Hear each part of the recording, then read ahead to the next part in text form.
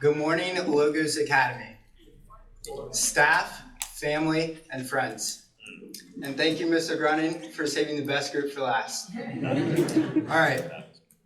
Have you ever stopped to think the benefits of physical education classes and why schools have strayed away from these classes? What value does physical activity play in a student's life? What is the need for physical education time? More or less? What is the right balance of activity and classwork? First, let's look back at how PE started. Plato created physical education in 386 BC, and he started having these classes in his school, Academia. These classes helped students grow physically and mentally. Plato called the balance of classroom knowledge and physical education the key to perfection. Plato stated, "Lack of activity destroys the good condition of every human being, while movement, methodical physical exercise saves and preserves it." PE helped these students prepare for the life of a warrior and athlete. His classes quickly led to growth across the region. Starting in the late 1700s to mid-1800s, Germany, Sweden, and England started physical education classes, which soon after influenced the United States to do the same. A form of physical education was first introduced into America in 1820. According to Together Counts in the University of Michigan Department of Physical Education, the first school to incorporate physical education in the curriculum was Round Hill Private School in Northampton, Massachusetts. They were the first school in the nation to make it mandatory for their students to participate in PE classes in this school curriculum. Round Hill blazed the path for other schools around the country, even without any government support at the time. In the early 1900s, there was an argument between the government and school administrators whether or not PE should be added to the curriculum. It was extremely split on both sides, but in 1920, many states passed laws that required physical education would be required in schools. During the Cold War, the requirement for PE went up even more, seeing the great need in strengthening our troops' fitness levels to prepare them for war. The young American soldiers were greatly less in shape than other countries. A year-long study done by Dr. Cross and Miss Pruden in 1955 showed numbers that influenced the government to mandate daily physical education time. Out of 5 fitness tests 4,264 American teenagers were put through, 35.7% failed at least one of these tests. However, only 1.1% of European teenagers failed. These shocking test results led to laws that were incorporated across the United States. These laws look like daily PE time, which students would work out and run to become stronger and faster. But shortly after the war, these laws were dropped. According to the CDC, the number of kids with obesity tripled from 5% to 15% in the 1980s to 1990s. These numbers should not just concern us for our physical and mental health, but our spiritual health as well. 1 Corinthians 6:19-20 says, "Or do you not know that your body is a temple of the Holy Spirit within you, whom you have from God? You are not your own, for you were bought with a price. So glorify God in your body." God calls us to love and take care of our bodies. Now, having a high rate of young students obese and not in good physical shape is not honoring God. Research done by the National Institute of Health shows that even 30 minutes of physical activity a day for students will help with depression, reducing anxiety, self-esteem, and mental satisfaction, just to name a few. Just 30 minutes a day will greatly impact a student's life and school day. Everyone can agree school is mentally draining and tiring for students of all ages. Students have the opportunity to relieve this stress in a positive way, which will help them short and long term in their lives. It's just not health benefits, it's classroom benefits as well.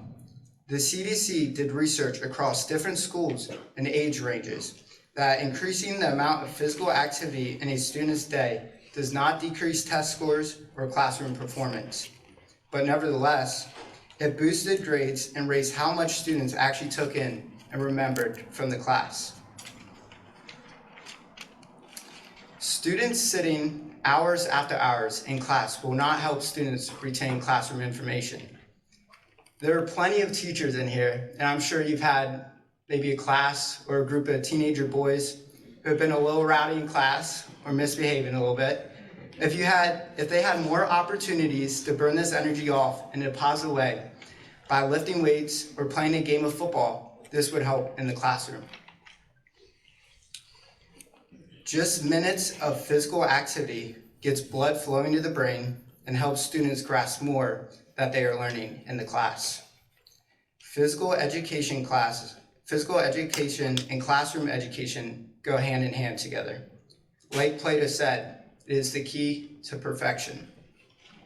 Lastly, physical education teaches students lessons that can't be taught in a classroom. Physical education time teaches students to have confidence in themselves, work as a team, and overcome challenging obstacles. During my research, I came across Andrew Alslott, who's an associate professor at Azusa Pacific University. During his research and time studying the importance and value of PE classes, he stated, "Good physical educators create comprehensive educational programs that go beyond simply getting kids physically active." He is encouraging school teachers and PE teachers to get their students active in different ways. Different sports, different workouts, walks or runs, all have different mental and physical benefits. For example, there is no better way to learn teamwork than playing a sport that requires everyone to participate and work together. A perfect game for this is football. Football, everyone has a job that is required for success. The goal is to score more touchdowns than the other team. But if one person does not do their job on the field, it hurts the whole team. Successful teams in any leagues are teams that know how to work together. The same is true in life or with a job or career. Companies who are successful have lots of people doing their job well. A CEO cannot have a successful business without hardworking managers and workers.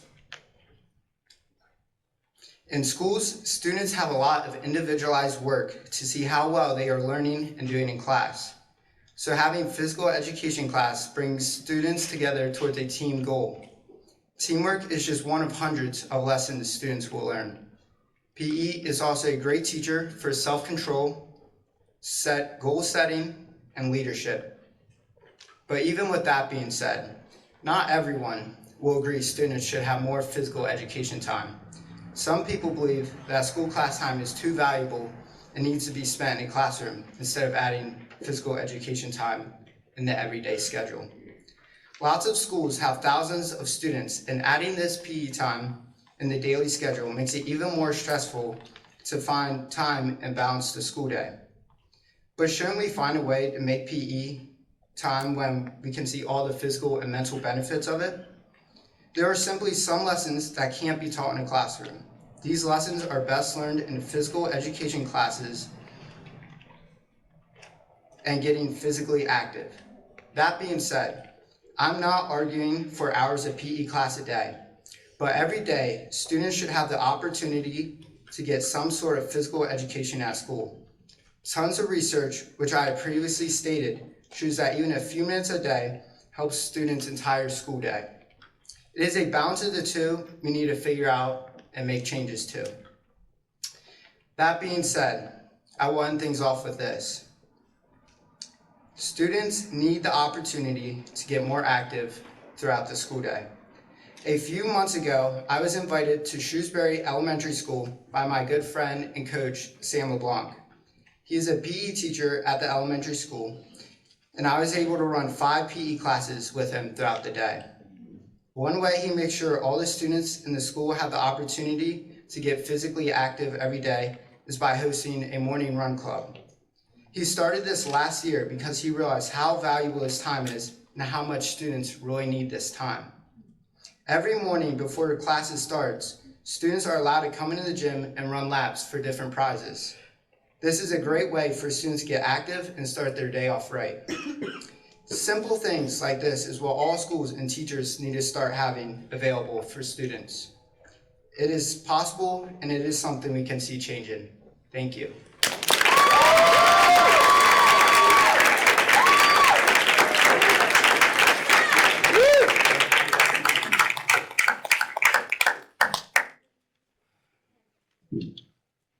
Anthony, great job. You have Thank great you. Stage presence. Thank you. Excellent. So imagine I am a classroom teacher sitting here. I only have so much class time, and Will wants me to spend it on meditation, Felicity wants me to spend it on art, and you want me to spend it on gym. And my students are grade levels behind after the pandemic. What they need is math. What are you going to say to me? I'm going to tell you, it's pretty simple. You find the balance of the two. Find a game, a math game or something that can get the students moving around a little bit, or maybe start the class with like a little stretching, a little push-up, something just to get the blood flowing. And you'll see the physical but also mental benefits of that. So getting physically active gets blood to your brain, gets your blood flowing, helps you to retain more information. So, Great answer. thank you. All right, Anthony, you started your, earlier on in your speech, you talked about the history of PE education, which has a very, very long history. Harking back to Plato, I believe, or Aristotle, I can't remember which one. Yeah. And so it's interesting to me. I think we could all argue that we all understand that PE has, that long history, and there's value for health reasons and things. I don't think anybody would really disagree with any of that. Yeah. So this is more on the philosophical side then. So why do we keep if we have thousands of years of evidence of this being part of curriculum and a benefit, why do we keep missing the mark? Why do we keep failing when it comes to health and PE? So I think the biggest thing for that is like time and the amount of time students and teachers have. And it's not just time that for the students, but also teachers. Teachers have like a schedule they have to maintain. They have to have their students ready for quizzes and tests. So it makes it challenging to like take your students outside for 30 minutes when you have to teach them a lesson that day. So like I feel like that's the biggest problem and biggest holdback of like having more of that time available. Thank you. Mr. Cole, I was going to start my question off by asking, were you an athlete? But you mentioned that you helped somebody with a PE class at another school or something of that nature, correct? Correct, yes. Okay. So in reflecting on your topic, I guess I kind of thought of myself back in PE classes where I would have friends that I would be admiring what they would do and all that kind of stuff as far as being talented, throwing a football, catching a football, playing basketball, etc. But there were moments in time that I would be very discouraged, that I didn't look forward to PE because I would see that they were more gifted than I was. I'm not saying that I had two left hands, but these glasses didn't always help out in trying to be successful at a sport. Yeah. And so that would kind of bring about a little feeling of depression or a little feeling of anxiety because the PE coach would be encouraging us to do an activity, and I realized, I may be last because I can't run as fast. Yeah. Or I may miss my shot because some people were just good at shooting and I wasn't at that time. What is your conversation when it comes to the person who doesn't look forward to this at all because they realize I'm not as good as Mr. Cole is when it comes to some athletic movement, or the person who even is in a situation where they can't really get out there and participate because of maybe some physical or other situations that prohibit them from being as active as someone else? What would you say in relationship to support of that individual? That's a great question. I would say every school needs a great gym teacher like Mr. K.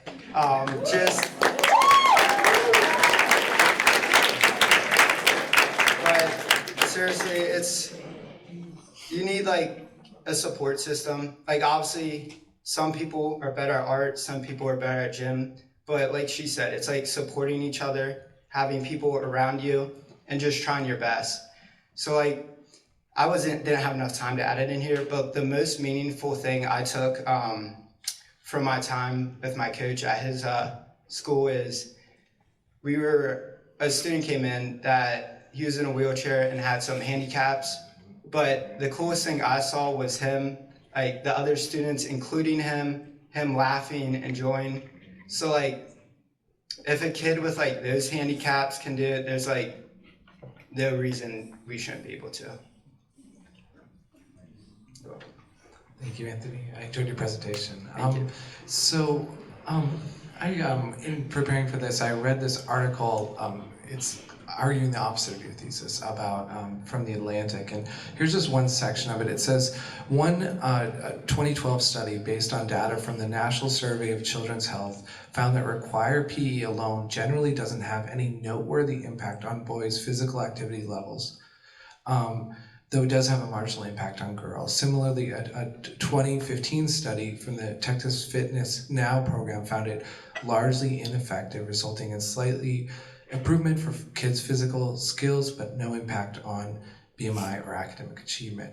So I'm wondering how you would respond to an article like that says that gym classes aren't achieving these goals. What would you say to that? Goals of like physically or mentally?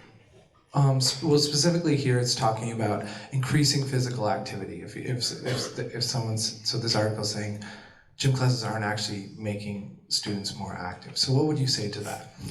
I would say you kind of have to question what you're doing in the gym class.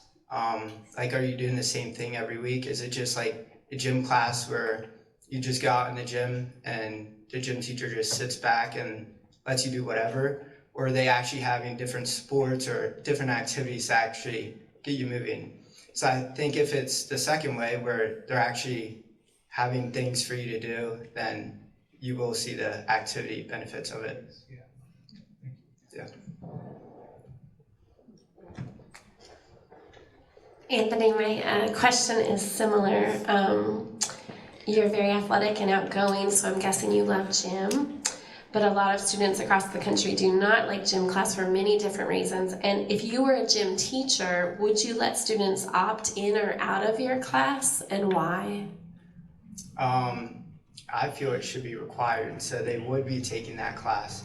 But I think that's where you kind of have to be understanding. Like, obviously, not everyone enjoys PE, not everyone's the best at it, but kind of like how I answered your question earlier, it's encouraging them, uplifting them, working with them a little one-on-one, giving them like a job they can do. Like, say you're playing kickball, put them in the outfield. They don't have to necessarily be on one of the bases, but there's a way you can like involve everyone. And sometimes students will like shut down saying like, I can't do this, so I'm just gonna sit here and not. I think what they need is just like a little encouragement, like friends who are willing to like push them, play with them, and then also like a gym teacher who's willing to like work with them on that. So if they're in your class, they need to participate every day that they come to class. Yeah. Okay. All right. If I had to sum up all of the speeches today, they're all centered on education. There'd be a kind of this is not very articulate, but more is better. More of this, more of that, and just we need more and more and more. And as a teacher and an administrator, I feel that pressure all the time.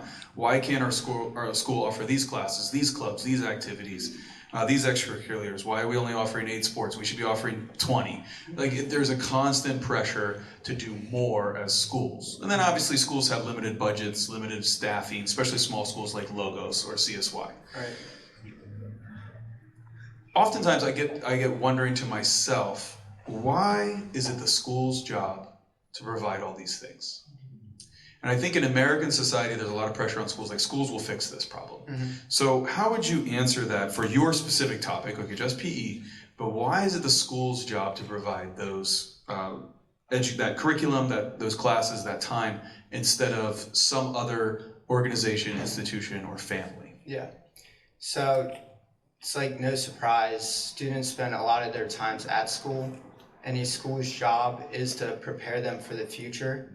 So getting them physically active and moving and working out and teaching them how to live like a healthy lifestyle sets them up later in life for when they don't necessarily have someone holding them accountable for that.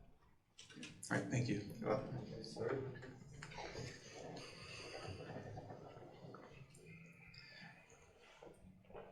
A similar question, Mr. Cole, that I asked Ms. Schober earlier. You mentioned your statistics in relationship to what physical education does in the schools. You shared, of course, some statistics in relationship to obesity and things of that nature. How would you go about marketing this, or how would you go about publicizing this to truly get some additional attention on how advantageous this could be? Notice I didn't say is. How advantageous this could be in relationship to incorporating this in a school environment. And I want to go a step further. Even outside of the school environment, how would you go about marketing or bringing awareness for people to be more attentive towards what physical activity can do advantageously for us as individuals, independently and collectively? Can you just repeat the first part again? Sure. I'll do that. And then... How would you go about marketing or bringing about a higher level of awareness of how advantageous physical activity can be within schools? And in my going step further, even outside of school, how this can help us as a society, individually and collectively? Okay, sure. So I think the best way to see that is going back in history, where I brought up Round Hill Private School. They were the first school in the country to have required PE classes. And shortly after doing that, you could see the benefits of it for the students. And that's why it so quickly spread to other schools. And then which later the government picked up on it, and now it's how it is today. So I think having like an example of what it should look like will bring like the best advertising, you could say, of like what it should look like. You're welcome. Anthony, I wanted to follow up on what you said about bringing physical activity into the classroom. So as a teacher myself, what are ways that you're aware of or you've seen where physical activity has been incorporated in the classroom that you feel has been helpful? I think our school actually does like a very good job at that. One in the classroom, but we also have tons of clubs that you can play different sports, go outside for walks, runs, things like that. But for in the classroom, I would say like one thing Mrs. Murray does is we'll have different icebreakers or games that get us active before class. Another example is this. Mr. Grunin yesterday before the third senior thesis, he had everyone get up, stretch, just like something like that. Like that's just a prime example of how you can bring that into a classroom. Great job, Anthony.